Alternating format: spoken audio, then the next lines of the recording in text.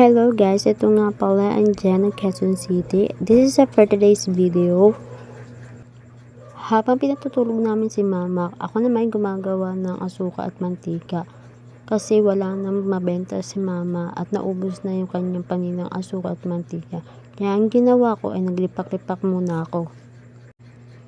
Habang ako nagre-repack, ay yung kapatid ko naman ay nagbabantay ng paninda. Kasi mahirap siya pag sabay-sabay yung nagre-repack ka at nagbebenta ka pa. Lalo na kung mantika yung ginagawa mo. Tingi-tingi lang naman yan, binibenta namin sa asuka at saka sa mantika. Sa asukal ay bentahan namin ay 3 lang. At sa mantika naman ay 5 piso.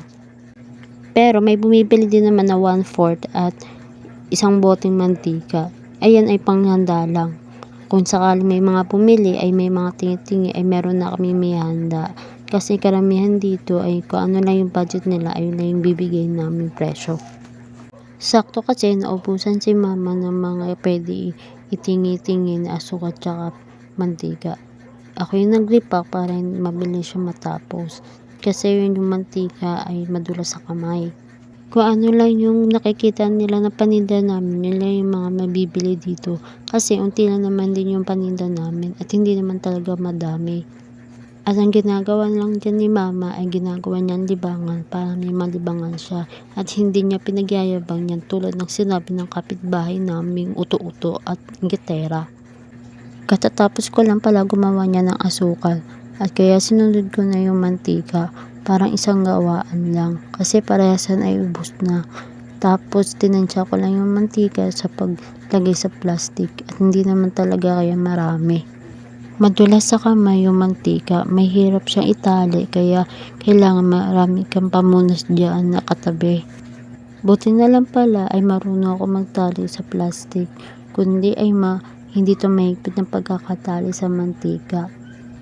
Kaya kayo kung magkakaroon kayo ng sarili ninyong tindahan ay kailangan matuto kayong magtali na sa plastic kasi kailangan mahigpit siya lalo na kung sa mantika kayo magtatali ng mga titingin paninda ninyo.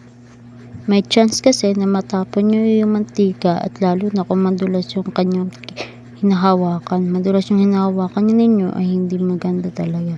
Kailangan talaga mahigpit nyo yung pagkakatali sa mantika para hindi kaagad siya mabutas. Yun na lang muna guys, keep follow, share, and react sa aking mga video. At comment naman kayo kung saan napupunta yung mga video ko na napapanood ninyo. Please, yun na lang po muna and maraming salamat. Have a good day and today.